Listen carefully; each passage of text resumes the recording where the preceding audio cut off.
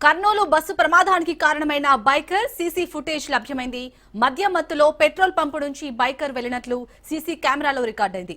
Travels bus కింద bike పడటంతో అగ్ని ప్రమాదం జరిగి 20 మంది సజీవ దహనమయ్యారు. ప్రమాదానికి ముందు పెట్రోల్ బంక్ కి బైకర్ శివశంకర్ వెళ్లాడు. అర్ధరాత్రి 2:20 పెట్రోల్ బంక్ లో శివశంకర్ కనిపించాడు. శివశంకర్ తో పాటు వీడియోలో మరో యువకుడు ఉన్నాడు. పెట్రోల్ బంక్ దగ్గర బైక్ తో శివశంకర్ విన్యాసాలు చేశాడు. పెట్రోల్ బంక్ దగ్గరే స్కిడ్ అయి పడిపోబోయాడు. ప్రమాదం జరిగిన స్పాట్ కి 2 కిలోమీటర్ల దూరంలో ఉన్న పెట్రోల్ బంక్ లో ఈ విజువల్స్ రికార్డయ్యాయి.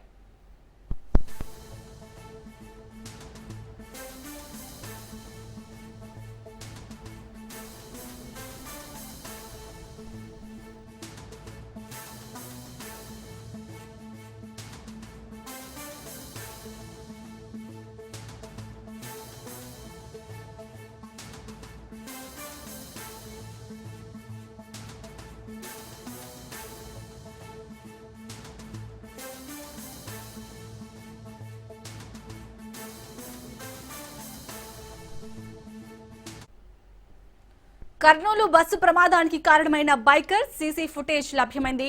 మద్యం మత్తులో పెట్రోల్ పంపు నుంచి బైకర్ వెళ్లినట్లు సీసీ కెమెరాలో రికార్డైంది. ట్రావెల్స్ బస్సు కింద బైక్ పడటంతో ఈ అగ్ని ప్రమాదం జరిగి 20 మంది సజీవ దహనమయ్యారు. ప్రమాదానికి ముందు పెట్రోల్ బంక్ కి బైకర్ శివశంకర్ వెళ్లాడు. అర్ధరాత్రి 2:20 పెట్రోల్ బంక్ లో శివశంకర్ కనిపించాడు. శివశంకర్ తో పాటు వీడియోలో మరో యువకుడు ఉన్నాడు. పెట్రోల్ బంక్ దగ్గర బైక్ తో శివశంకర్ విన్యాసాలు చేశాడు. పెట్రోల్ బంక్ దగ్గరే స్కిడ్ అయి పడిపోబోయాడు.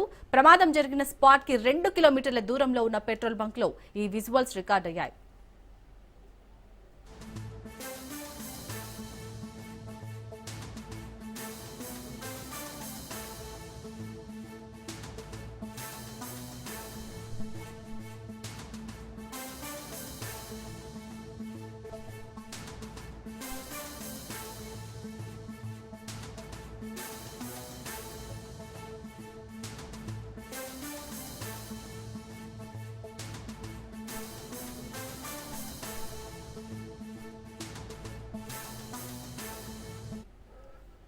కర్నూలు బస్సు ప్రమాదానికి కారణమైన బైకర్ సీసీ ఫుటేజ్ లభ్యమైంది.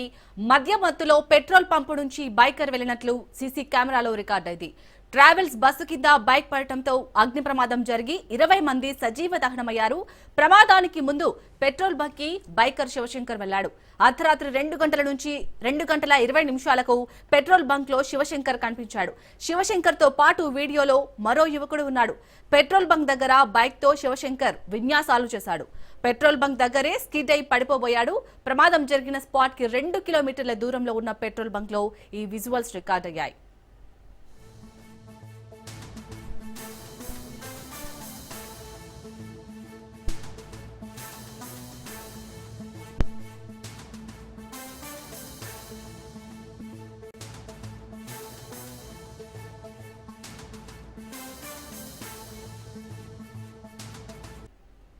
రైట్ ఇటు కర్నూలు బస్సు ప్రమాదానికి ఎవరైతే కారణమయ్యారో బైకర్ సీసీ ఫుటేజ్ అయితే ఒకటి లభ్యమైనట్టుగా తెలుస్తుంది. దీనికి సంబంధించి పూర్తి డీటెయిల్స్ మా కర్నూలు ప్రతినిధి మధు అందిస్తారు. మధు, ఇప్పటివరకు అయితే మనం ఒక కోణం చూస్తాం. ఇప్పుడు ఎవరైతే బైకర్ ఉన్నారు ఈ ప్రమాదానికి కారణమైన బైకర్, అతను మద్యం తాగినట్టుగా కూడా తెలుస్తుంది ఆ విజువల్స్ లో. సో ఇంకా ఎలాంటి అంశాలు బయటకు వచ్చే అవకాశం ఉంది? ఇప్పుడు సీసీ ఫుటేజ్ ఒకటైతే బయటకు వచ్చింది. ఎస్ చాలని ఏదైతే కర్నూలు బస్సు ఫైర్ యాక్సిడెంట్ ఉందో ఆ యాక్సిడెంట్ లో విస్తుపోయే నిజాలు ఒకటొకటిగా బయటపడతా ఉన్నాయి. ఇప్పటికే ఆ బైక్ తోలిన వ్యక్తి పూర్తి మద్యం మత్తులో ఒక పెట్రోల్ బంక్ లో కనిపించిన సీసీ ఫుటేజ్ మనకు లభ్యమైంది. అయితే ఆ ప్రమాద స్థలానికి పెట్రోల్ బంకు 2 కిలోమీటర్లు మాత్రమే ఉంది. అయితే అప్పటికే పూర్తిగా మద్యం సేవించి అటుగా తన వెనక బైక్ లో వెనక ఇంకొక వ్యక్తి కూడా ఉండడం మనము సీసీ ఫుటేజ్ లో కూడా చూస్తా ఉన్నాము. ర్యాష్ డ్రైవింగ్ తోనే బస్సుకు ప్రమాదం జరిగినట్లు కూడా తెలుస్తుంది. అయితే ట్రావెల్స్ బస్సు కింద బస్సు డ్రైవరు ఈ బైక్ ను తగిలిందా లేకపోతే ఈ మద్యం మత్తులో ఉన్న ఈ యువకులే తగిలించారా అనేది కూడా పూర్తిగా వివరాలు తెలియాల్సి ఉంది. మొత్తానికి ప్రాథమిక అంచనా ప్రకారం ఏదైతే ఈ కర్నూలు నుంచి డోన్కు వెళ్లే హైవే రోడ్ లో ఒక పెట్రోల్ బంక్ లో పెట్రోల్ పట్టించుకున్నారు. అక్కడ నుంచి ఉల్లిందకొండ దాటిన తర్వాతనే ఈ ప్రమాదం జరిగింది. ఆ ప్రమాద స్థలిలో కూడా మనకు క్లియర్ గా కనిపిస్తా ఉంది. ఏదైతే బస్సు ఢీ కొనడంతోనే ఆ వ్యక్తి అక్కడికక్కడే మృతి చెందాడు. ఆ బైక్ కూడా ట్రావెల్స్ బస్సు కింది భాగంలో ఇరుక్కొని పోయింది. కొద్ది దూరం జర్నీ చేశారు. ఆ జర్నీ చేసిన సమయంలోనే బైక్ లోంచి పెట్రోల్ లీక్ అయి మంటలు కూడా వచ్చినట్లు కూడా తెలుస్తుంది. ఈ ట్రావెల్స్ బస్సులో కూడా తన లగేజీ క్యాబిన్ లో కూడా పూర్తిగా సెల్ ఫోన్లు అధికంగా వీళ్ళు ట్రావెల్ చేయడంతో సెల్ ఫోన్లు కూడా లగేజీ బ్యాగులో ఉంచడం కూడా జరిగింది. ఆ బ్యాటరీలు ఒక్కసారిగా పూర్తిగా బ్లాస్ట్ అయిన పరిస్థితి ఉంది. నిద్ర మత్తులో ఉండడంతో ఆ బ్లాస్టింగ్ ఒక్కసారిగా జరగడంతో పూర్తిగా 19 మంది కాలి సజీవ దహనం కూడా కావడం కూడా జరిగింది. దీంతో అటు బైక్ పై వచ్చిన వ్యక్తి ఇటు డ్రైవర్ కూడా అప్రమత్తం చేయలేకపోవడం, పూర్తిగా 19 మంది కాలి బూడిదైన పరిస్థితి నెలకొంది. శాలిని, శివశంకర్ తో పాటు మరో యువకుడు కూడా ఉన్నట్టుగా తెలిసింది. ఆ యువకుడికి సంబంధించిన సమాచారం ఏమైనా తెలిసిందా? పోలీసులు ఏమంటున్నారు ఈ ఘటనపై? శాలిని, పోలీసులు చెప్తున్న ప్రకారము ఏదైతే శివశంకర్ కర్నూలుకు చెందిన ప్రజానగర్ కు చెందిన శివశంకర్ అయితే నిన్నటి దినం అతనికి పెళ్లి చూపులు ఉన్నాయి. ఆ పెళ్లి చూపులో పాల్గొనడానికి మార్నింగ్ అతన్ని చూడడానికి అమ్మాయి తరపు వాళ్ళు వస్తున్నారు. ఆ సందర్భంలోనే వెనక కూర్చోబెట్టుకునే వ్యక్తిని వేరే చోట డ్రాప్ చేయడానికి వెళ్తున్నాడు అని చెప్పేసి ప్రాథమికంగా నిర్ధారించుకున్నారు. అయితే పూర్తిగా సమాచారం అయితే లేదు. ఆ వ్యక్తిని అక్కడ డ్రాప్ చేసే క్రమంలో ఇతను అక్కడికి వెళ్ళాడా లేకపోతే మరే అవసరం కోసం వెళ్ళాడా అనేది కూడా తెలియాల్సి ఉంది. అర్ధరాత్రి అయితే 2:30 ప్రాంతంలో పెట్రోల్ బంకులో పెట్రోల్ కూడా పోపించుకోవడం కూడా పెట్రోల్ కూడా పోయలేదు ఆ పెట్రోల్ బంక్ వాళ్ళు. అక్కడికి వెళ్ళి ఇతను ర్యాష్ డ్రైవింగ్ తో వెళ్ళాడు. అక్కడే స్కిడ్ కావడం కూడా జరిగింది. వాళ్ళు పెట్రోల్ కూడా పోసేందుకు నిరాకరించడం కూడా జరిగింది. అక్కడి నుంచి మరి హైవే ఎక్కి హైవేలో ఈ ప్రమాదం చోటు చేసుకుంది. మొత్తానికి ఈ మద్యం కారణం అని చెప్తున్నారు. శాలిని, అలాగే మధు, ఇక్కడ శివశంకర్ పెట్రోల్ బంక్ దగ్గరే స్కిడ్ అయి పడిపోయాడు. మనం చూసాం విజువల్స్ లో, అంటే సీసీటీవీ ఫుటేజ్ లో తెలుస్తుంది. కాకపోతే అంటే ప్రమాదం జరిగిన స్పాట్ కి జస్ట్ 2 కిలోమీటర్ల దూరంలో ఉన్న పెట్రోల్ బంక్ విజువల్స్ ఇవి. సో ఈ విజువల్స్ బయటకు వచ్చాక పోలీసులు ఇంకా ఎలాంటి కీలక విషయాలు బయటపడే అవకాశం ఉంది, ఏమంటున్నారు? ఎస్ శాలిని, ఏదైతే ప్రమాదం జరిగిందో అటు రాష్ట్ర ప్రభుత్వం పూర్తిగా అప్రమత్తమైంది. ఒక 2 కిలోమీటర్స్ లోపలనే కాదు, డోన్ నుంచి కర్నూలు వరకు ఏ సంఘటనలు జరిగాయి ఆ టైంలో అనేది పూర్తిగా పెట్రోల్ బంకుల్లో కానీ హైవేల్లో ఏర్పాటు చేసిన సీసీ కెమెరాలు కానీ పూర్తిగా సమాచారాన్ని అయితే సేకరిస్తున్నారు. అయితే నిన్నటి నుంచి ఒక టీంలు కూడా దీని ప్రమాదం ఎలా జరిగిందని నిర్ధారించేందుకు ఒక ప్రత్యేక బృందాలు కూడా దీనికి కేటాయించడం కూడా జరిగింది. అటు ట్రావెల్స్ బస్సులో ఎంతమంది ప్రయాణం చేశారో, ఆ బస్సులో ప్రయాణించిన వాళ్ళు ఎవరు, వారి బంధువులు ఎవరు, ఎంతమంది దీంట్లో చనిపోయారో అని పూర్తిగా ఒక బృందాన్ని ఏర్పాటు చేసి ఆ పరిశీలన అయితే చేస్తున్న పరిస్థితి అయితే ఇందులో భాగంగానే ఆ పెట్రోల్ బంక్ సీసీ ఫుటేజ్ కూడా బయటికి రావడం కూడా జరిగింది. ఇతను ఎక్కడి నుంచి స్టార్ట్ అయ్యాడు బైకరు, అదే విధంగా శివశంకర్ ఇంటి దగ్గర నుంచి స్టార్ట్ అయ్యాడు, ఎక్కడి నుంచి ఎక్కడి వరకు వచ్చారు, ఆ మార్గంలో ఎక్కడ సీసీ నిఘా కెమెరాలు ఉన్నాయి, వాటిని క్షుణ్ణంగా పరిశీలిస్తున్న పరిస్థితి అయితే నెలకొంది. తాజా సమాచారం ప్రకారం బస్సు నడిపిన బస్సు డ్రైవర్ కూడా పోలీసుల అదుపులో ఉన్నట్లు కూడా తెలుస్తుంది. అతన్ని పూర్తిగా విచారిస్తున్న పరిస్థితి. బస్సు డ్రైవర్ కూడా నకిలీ సర్టిఫికెట్లు ప్రొడ్యూస్ చేసి డ్రైవింగ్ లైసెన్స్ పొందినట్లు కూడా మనకు సమాచారం అందుతుంది. తాను చదివింది 5వ తరగతి అయితే 8వ తరగతి సర్టిఫికెట్ చూపించి లైసెన్స్ పొందాడు. 2004లో కూడా ఒక ప్రమాదం చేశాడు. ఆ ప్రమాదంలో క్లీనర్ మృతి చెందాడు. డ్రైవరు అక్కడి నుంచి తప్పించుకోవడం కూడా జరిగింది. ఇదే నేపథ్యంలోనే ఇప్పుడు ప్రమాదం జరిగింది. ఆ ప్రమాద సంఘటనలో అక్కడ ఉండే ప్రయాణికులను అప్రమత్తం చేసేది పోయి ఇతను పూర్తిగా పారిపోయిన పరిస్థితి అయితే ఉంది. అతను కనిపించకుండా పోయాడు. 2 రోజుల తర్వాత పోలీసులు అతని పట్టుకున్నట్లు కూడా తెలుస్తుంది. అయితే ఈ డ్రైవరు ఏ విషయాలు చెప్తాడు, అక్కడ జరిగిన సంఘటన ఎలా జరిగింది అనేది కూడా మనకు తెలియాల్సి ఉంది. సార్ మధు, అలాగే మృతదేహాలు ఏవైతే ఉన్నాయో అంటే వారి కుటుంబ సభ్యులకు అప్పగించారా? ఫోరెన్సిక్ నిపుణులు ఏమంటున్నారు? టోటల్ గా నిన్న జరిగిన సంఘటనకు డాక్టర్స్ బృందం అక్కడికే చేరుకొని, ప్రమాద స్థలికే చేరుకొని అక్కడ ప్రత్యేక శిబిరాలు ఏర్పాటు చేసుకుని ఏదైతే బాడీస్ ఉన్నాయో 19 బాడీలను ఒకే చోట పోస్ట్ మార్టం కూడా చేయడం కూడా జరిగింది. ఆ బాడీలను కర్నూలు సర్వజన వైద్యశాలకు తరలించారు. అక్కడ నుంచి వారి బంధువులకు కూడా సమాచారం అందజేస్తా ఉన్నారు. అక్కడ బాడీలకు ఉండే గోల్డ్ కావచ్చు, వాచెస్ కావచ్చు, గుర్తులు ఏమైనా ఉంటే ఇవి మీ బంధువులు అక్కడ ఒక ఏర్పాటు చేశారు. వాళ్ళు ఎవరి ఆర్నమెంట్స్ ఎవరు ఉన్నాయని చెప్పేసి కూడా గుర్తించే పనిలో ఉన్నారు. దీంతో పాటు శాంపిల్స్ కూడా సేకరించారు. ఇప్పటి వరకు 11 మంది బ్లడ్ రిలేషన్ శాంపిల్స్ కూడా సేకరించడం కూడా జరిగింది. మొత్తం 19 మంది ఫ్లోరెన్సీ ల్యాబ్ కు అమరావతికి పంపించడం జరిగింది. 11 మంది వ్యక్తులవి ఇక్కడ బ్లడ్ రిలేషన్ వాళ్ళు శాంపిల్స్ సేకరించారు. మిగతా వారు శాంపిల్స్ సేకరించే పనిలో ఉన్నారు. దాదాపు 48 అవర్స్ అవుతుంది ఆ రిపోర్ట్స్ రావడానికి. ఆ రిపోర్ట్స్ వచ్చిన తర్వాత బాడీస్ అప్పచెప్తామని చెప్పేసి అధికారులు చెప్తున్నారు. పూర్తిగా ఆ ఎవరైతే కుటుంబ సభ్యులు ఉన్నారో ఆ బాడీలను అప్పచెప్పేందుకు యంత్రాంగం మొత్తం ప్రయత్నం చేస్తుంది శాలిని. అలాగే మధు, హాస్పిటల్లో ఎవరైతే చికిత్స పొందుతున్నారో వారి పరిస్థితి ఏ విధంగా ఉంది? వారి కుటుంబ సభ్యులు ఏమంటున్నారు? చికిత్స పొందుతున్న వారికి మెరుగైన వైద్య సహాయాలు అందజేయాలని ప్రభుత్వం ఇప్పటికే చెప్పిన పరిస్థితి అయితే ఉంది.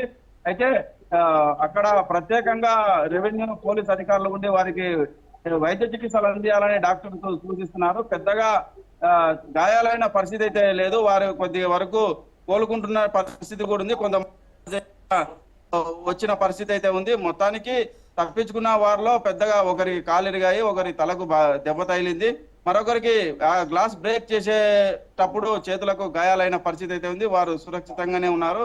ఈ కాలి బూడిదైన వారి బంధువులు రోదనలు ఆసుపత్రి ఆవరణంలో మిన్నంటున్నాయని చెప్పవచ్చు. ఇప్పటికే ప్రమాదం జరిగి 24 గంటలు దాటిపోయింది. ఆ రిపోర్ట్స్ రావడానికి, తమ కుటుంబ సభ్యులు ఎవరని తెలియడానికి మరొక 48 గంటలు పడుతుందని చెప్పేసి వైద్య బృందం కూడా చెప్తున్నారు. అయితే దీంతో అక్కడే పట్టిగాపులు కాస్తా ఉన్నారు. తమ వారి భౌతికాయాలు అందజేస్తే తాము దహన సంస్కారాలు చేసుకుంటామని చెప్పేసి ఆ భౌతికాయాల కోసం అక్కడే ఆగిన పరిస్థితి ఉంది శాలిని. అలాగే మధు, ఇక్కడ అంటే మధ్యలో తాగి స్పీడ్ గా నడపడం వల్ల కూడా ఈ ప్రమాదం జరిగి ఉండొచ్చు అనేది ఒక అనుమానం అయితే వ్యక్తమవుతుంది. సో ఇప్పటికైనా ఏవైతే హైవేస్ ఉన్నాయో హైవేలో కూడా ఇటు డ్రంక్ అండ్ డ్రైవ్ టెస్ట్ నిర్వహించే అవకాశం ఉందా? ఎందుకంటే ఇలాంటి ప్రమాద తీవ్రతను తగ్గించడానికి. ఖచ్చితంగా శాలిని, ఇప్పటికే అటు కర్ణాటక, ఇటు తెలంగాణ, ఏపీ, ఇది జాతీయ రహదారి, హైదరాబాద్ నుంచి బెంగళూరుకు వెళ్లే జాతీయ రహదారిలో మొత్తానికి ప్రమాదాలు చోటు చేసుకుంటున్నాయి. ప్రమాదాలు జరగకుండా ఒక సమీక్ష సమావేశం నిర్వహించాలి, ఉన్నత స్థాయి మంత్రిమండలి సమావేశం కూడా నిర్ణయించాలని చెప్పేసి 3 ప్రభుత్వాలు భావిస్తున్న పరిస్థితి నెలకొంది. ఇప్పటికే కర్నూలు పోలీసులు హైవేల్లో పెట్రోలింగ్ వాహనాలను కూడా ఏర్పాటు చేశారు. గతంలో కూడా ఈ ప్రమాదాలు ఎక్కువైన సందర్భంలో భారీ వాహనాలను ఒక చోట ఆపి ఒక టీ స్టాల్లో అక్కడ వారికి వాటర్ ఇచ్చి నిద్రమత్తులో ఉన్న వారికి ఫేస్ వాష్ చేసుకొని టీ తాపించి పంపించే కార్యక్రమాలు కూడా చేశారు. అయితే ఇలాంటి పెద్ద సంఘటన జరగడంతో ఇప్పటికే పోలీసులు అప్రమత్తమైన పరిస్థితి అయితే ఉంది. ఏదైతే తెల్లవారుజామున ఉంటుందో డ్రైవర్స్ కు ఒక చోట వెహికల్స్ ఆపుకునే చోట ఆపి వారికి ఫేస్ వాష్ చేపించి మళ్ళీ తిరిగి పంపించే ప్రయత్నం కూడా చేస్తామని చెప్తున్నారు శాలిని. మధు, మనం ఇవాళ మార్నింగ్ కూడా చూసాం కర్నూలులో కూడా ఇంకో ఘటన జరిగింది. బట్ డ్రైవర్ చాకచక్యం వల్ల ఆ ప్రమాదం తప్పింది అనుకోవచ్చు. మరి ఇప్పటికైనా అంటే కర్నూలులో ఎక్కువగా ఎలాంటి ఇన్సిడెంట్స్ జరుగుతున్నాయి? పోలీసులు ఇంకా కట్టుదిట్టమైన చర్యలు చేపడుతున్నారా ప్రమాదాల తీవ్రత తగ్గించడానికి? ఖచ్చితంగా ప్రభుత్వం చర్యలు తీసుకోవాలని చెప్పేసి పెద్ద ఎత్తున డిమాండ్స్ కూడా వ్యక్తమవుతున్న పరిస్థితి అయితే ఉంది. ఇలాంటి ప్రమాదాలు జరిగినప్పుడు కాకుండా ప్రమాదాలు జరగకుండా వారికి నిబంధనలను స్ట్రిక్ట్ గా అమలు చేయాలని కూడా చెప్తా ఉన్నారు. ఏదైతే బస్సు ట్రావెల్స్ ప్రయాణం చేస్తా ఉన్నారో ఆ ప్రైవేట్ బస్సులు అధిక వేగంతో వస్తా ఉన్నాయి. బస్సులో కూడా సేఫ్టీ ప్రికాషన్స్ తీసుకోవడం లేదు. ఏదైతే ప్రయాణికులను మామూలుగా తీసుకుని వెళ్లాల్సిన బస్సు ఈ సెల్ ఫోన్ ను ఎలా తీసుకెళ్తుంది, లగేజ్ తీసుకుని వెళ్ళడంతోనే ఇది ఒక్కసారిగా బ్లాస్ట్ అయింది. ఈ లగేజ్ సెల్ ఫోన్స్ తీసుకొని క్యాబిన్ లో ఉంచడము, ఆ క్యాబిన్ లో ఎవరు తనిఖీలు చేయకపోవడము. అంటే ఇప్పటికే రోడ్డు రవాణా అధికారులు కూడా తనిఖీలు చేస్తా ఉన్నారు, కానీ ఇలాంటివి కూడా పరిశీలించి పేలుడు వస్తువులు ఏవైనా తీసుకుని వెళ్తే భారీగా ఫైన్ వేయాలని కూడా డిమాండ్ చేస్తున్న పరిస్థితి ఉంది శాలిని.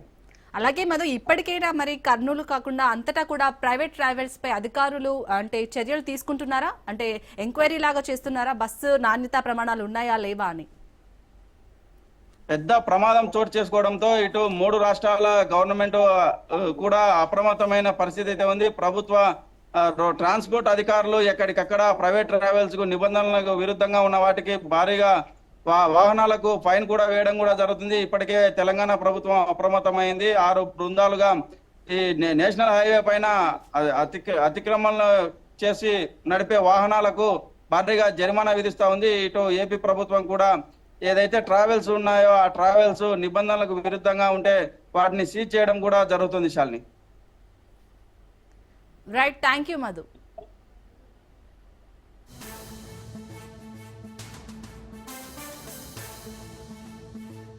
ప్రైవేట్ ట్రావెల్స్ బస్సులపై అధికారులు కొరడా చులిపిస్తున్నారు. ప్రమాణాలు పాటించని బస్సులకు నోటీసులు ఇస్తున్నారు. లైసెన్స్ ఎక్స్పైరీ అయిన బస్సులను నిలిపివేస్తున్నారు. నెల్లూరు ఘటనతో మేల్కొన్న ట్రాఫిక్ పోలీసులు దాడులను ముమ్మరం చేశారు. ప్రత్యేక టీంలతో ఆర్టీఏ అధికారులు తనిఖీలు చేస్తున్నారు.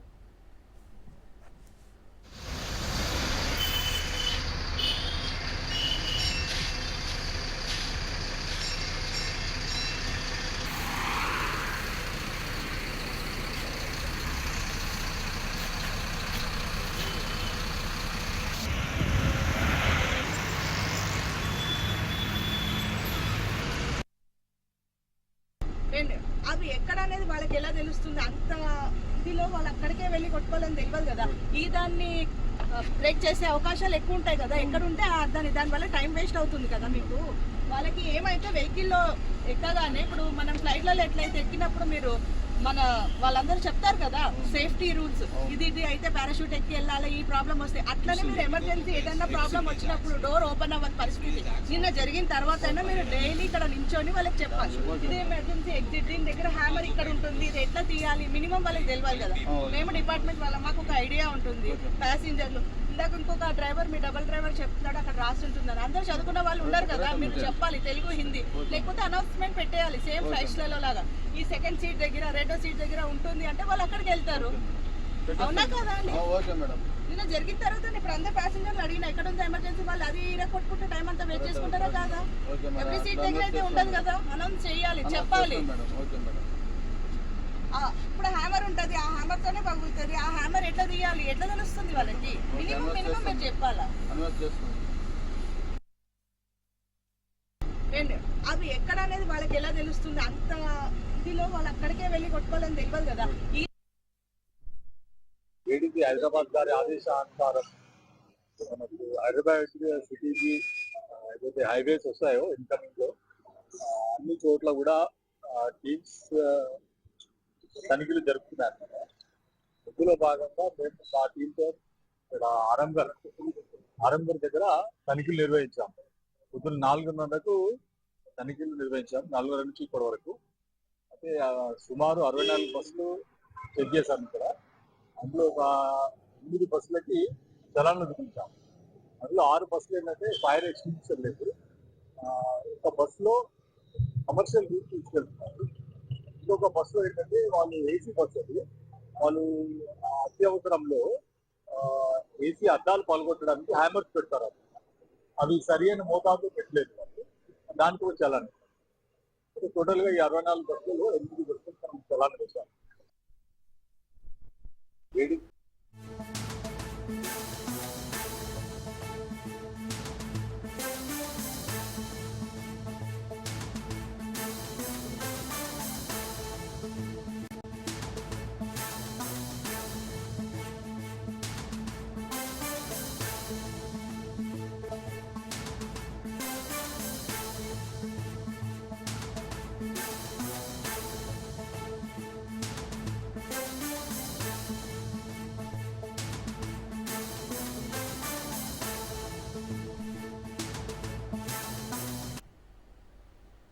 తెలంగాణ మంత్రివర్గ విస్తరణపై మళ్లీ ఊహాగానాలు మొదలయ్యాయి.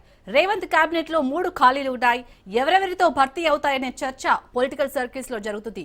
CM Revanth, PCC chief Mahesh Kumar Goud DC అధ్యక్షుల ఎంపికపై ఢిల్లీ వెళ్లిన నేపథ్యంలో మంత్రివర్గ విస్తరణపై కూడా హైకమాండ్ దగ్గర చర్చ జరిగే అవకాశం ఉందనే టాక్ వస్తుంది. సోషల్ ఇంజనీరింగ్ భాగంగా 3 పదవులు ఎవరికి దక్కుతాయనే చర్చ హీట్ పుట్టిస్తుంది. ఉమ్మడి నిజామాబాద్ జిల్లా నుంచి సుదర్శన్ రెడ్డిని మంత్రివర్గంలోకి తీసుకోవాలని సీఎం రేవంత్ రెడ్డి తొలి నుంచి అనుకుంటున్నట్లు కాంగ్రెస్ లో ఆఫ్ ది రికార్డ్ టాక్. మంత్రివర్గంలో తీసుకుంటామని హైకమాండ్ ఇచ్చిన మాటను కోమటిరెడ్డి రాజగోపాల్ రెడ్డి గత కొన్ని రోజులుగా గుర్తు చేస్తున్నారు. జూబ్లీహిల్స్ బరిలో నిలుస్తానని గట్టిగా పైరవీ చేసిన అజారుద్దీన్ ను ఎమ్మెల్సీ చేస్తామని హామీ ఇచ్చినా గవర్నర్ దగ్గర ఆమోద ముద్ర కోసం వెయిట్ చేయాల్సి వస్తుంది. మైనార్టీ కోటాలో అజార్తో పాటు షబ్బీర్ కూడా ప్రయత్నిస్తున్నట్లు తెలుస్తోంది.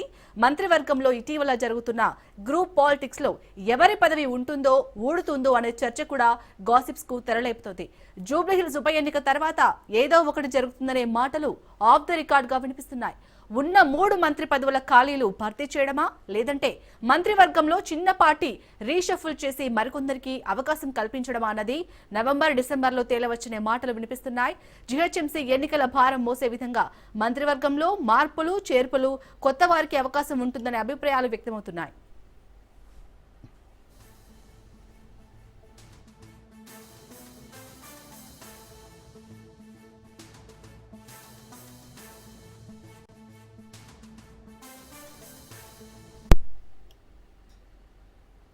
రైట్, ఇక ఇటు తెలంగాణ మంత్రివర్గ విస్తరణపై అయితే మళ్లీ ఊహాగానాలు మొదలయ్యాయి. సో ఈ రోజు అయితే సీఎం రేవంత్ రెడ్డి అయితే ఢిల్లీ వెళ్లారు. సో రేవంత్ కేబినెట్ లో ప్రజెంట్ అయితే 3 ఖాళీలు ఉన్నాయి. దీనికి సంబంధించి పూర్తి డీటెయిల్స్ మా ప్రతినిధి రాజు అందిస్తారు. రాజు, ఈ 3 ఖాళీల్లో ఎవరెవరు ఆశావహులు ఉన్నాయి, ఎవరెవరు పేర్లు వినిపిస్తున్నాయి, అప్డేట్స్ ఏంటి? రైట్ శాలిని, తెలంగాణ మంత్రివర్గ విస్తరణపై మరోసారి వార్తలు తెరపైకి వస్తున్నటువంటి పరిస్థితి అయితే ఉంది. ప్రధానంగా ఇవాళ సీఎం రేవంత్ రెడ్డితో సహా ఏఐసిసి వ్యవహారాల in charge Meenakshi Natarajan, PCC chief Mahesh Kumar Goud, deputy CM Bhatti Vikramarka, మంత్రులు ఉత్తమ్ కుమార్ రెడ్డిలు ఢిల్లీ చేరుకున్నారు. ఏఐసిసి పెద్దలతో నేడు భేటీ కానున్నారు. ప్రధానంగా తెలంగాణ రాష్ట్ర వ్యాప్తంగా 39 జిల్లాలకు డిసిసి అధ్యక్షులను నియామకానికి సంబంధించి ఇవాళ మధ్యాహ్నం 3 గంటలకు ఏఐసిసి ప్రధాన కార్యాలయం ఇందిరాభవన్లో ఈ యొక్క సమావేశం జరగనుంది. ఈ సమావేశంలో డిసిసి అభ్యర్థుల ఎంపిక పైన టీ కాంగ్రెస్ నేతల అభిప్రాయాలు, సూచనలు తీసుకొని ఉన్నారు. తదనంతరం కూడా తెలంగాణ మంత్రివర్గ విస్తరణ పైన చర్చ జరిగేటటువంటి అవకాశం అయితే కనిపిస్తుంది. దాదాపు 23 నెలలు గడుస్తూ ఉంది కాంగ్రెస్ పార్టీ తెలంగాణలో అధికారంలోకి వచ్చి. మిగిలినటువంటి 3 ఏళ్ల కాల పరిమితి మాత్రమే ఉంది. అందులో 6 నెలల ముందు నుంచే ఎన్నికల కసరత్తు మొదలవుతుంది. కాబట్టి ఈ యొక్క 2.5 ఏళ్లకు సంబంధించి పూర్తి స్థాయిలో మంత్రివర్గాన్ని నియమించాలనేటటువంటి భావనలో ఏఐసిసి ఉన్నట్లు తెలుస్తూ ఉంది. అందుకు సంబంధించి కూడా తెలంగాణకు సంబంధించినటువంటి కీలక నేతలు కూడా తమకు మంత్రివర్గంలో అవకాశం కల్పించాలనేటటువంటి డిమాండ్ను, ప్రతిపాదనను ఏఐసిసి ముందు ఉంచుతున్నటువంటి పరిస్థితి అయితే కనిపిస్తూ ఉంది. ప్రస్తుతం మంత్రివర్గంలో 15 మంది మంత్రులు ఉన్నప్పటికీ మరో 3 ఖాళీలు ఉన్నాయి. ఆ 3టిని భర్తీ చేస్తే కనుక పూర్తి స్థాయిలో మంత్రివర్గ నియామకం జరుగుతూ ఉంది. అయితే ఇప్పటి వరకు కూడా నిజామాబాద్, హైదరాబాద్, రంగారెడ్డి జిల్లాలకు మంత్రివర్గంలో చోటు దక్కలేదు, ప్రాతినిధ్యం లేదు. మరోవైపు సామాజిక వర్గాల సమీకరణాలు చూస్తే కనుక ఇప్పటి వరకు రేవంత్ రెడ్డి సర్కార్లో మంత్రివర్గంలో అటు మైనార్టీ సామాజిక వర్గానికి చెందినటువంటి నేతలు ఎవరూ లేకపోవడం కూడా ఆయా సామాజిక వర్గం కొంత అసంతృప్తి వ్యక్తం చేస్తూ ఉంది. బీసీ సామాజిక వర్గం నుంచి తెలంగాణలో అత్యధికంగా జనాభా ఉన్నటువంటి యాదవ సామాజిక వర్గం, మరోవైపు మున్నూరు కాపు సామాజిక వర్గం కూడా మంత్రివర్గంలో ప్రాతినిధ్యం కోరుతున్నటువంటి పరిస్థితి ఉంది. పెద్ద ఎత్తున మరోవైపు బీజేపీ నుంచి కాంగ్రెస్లో చేరే సమయంలో మునుగోడు ఎమ్మెల్యే రాజగోపాల్ రెడ్డికి మంత్రి పదవి హామీ ఇచ్చారు. ఆ హామీని నిలబెట్టుకోవాలంటూ కూడా ఆయన పదే ప్రభుత్వానికి అదేవిధంగా సీఎంకు గుర్తు చేస్తున్నటువంటి పరిస్థితి అయితే ఉంది. ఒకవైపు నిజామాబాద్ నుంచి సీనియర్ నేత సుదర్శన్ రెడ్డి ఈ యొక్క మంత్రివర్గంలోకి తీసుకునేటటువంటి ఛాన్స్ అయితే కనిపిస్తూ ఉంది. అయితే ఉమ్మడి రంగారెడ్డి జిల్లా నుంచి అటు ఇబ్రహీంపట్నం ఎమ్మెల్యే మల్రెడ్డి రంగారెడ్డి, మరోవైపు పరిగి ఎమ్మెల్యే పరిగి రామ్మోహన్ రెడ్డి కూడా పోటీ పడుతున్నటువంటి పరిస్థితి అయితే ఉంది. ఇటీవల గవర్నర్ కోట ఎమ్మెల్సీగా కేబినెట్ తీర్మానం చేసి గవర్నర్ వద్దకు పంపించినటువంటి ఈ అజారుద్దీన్ పేరు కూడా ప్రధానంగా వినిపిస్తున్నటువంటి పరిస్థితి అయితే ఉంది. ఎవరికి మంత్రివర్గంలో చోటు దక్కుతుందనేది అయితే చూడాల్సినటువంటి ఛాన్స్ అయితే కనిపిస్తూ ఉంది. ఈ యొక్క స్థానిక సంస్థల ఎన్నికల తర్వాత, ఎన్నికలకు ముందే, అదేవిధంగా జిహెచ్ఎంసీ ఎన్నికలకు ముందే ఈ యొక్క మంత్రివర్గ విస్తరణ జరిగేటటువంటి ఛాన్స్ అయితే కనిపిస్తూ ఉంది. Right, thank you Raju.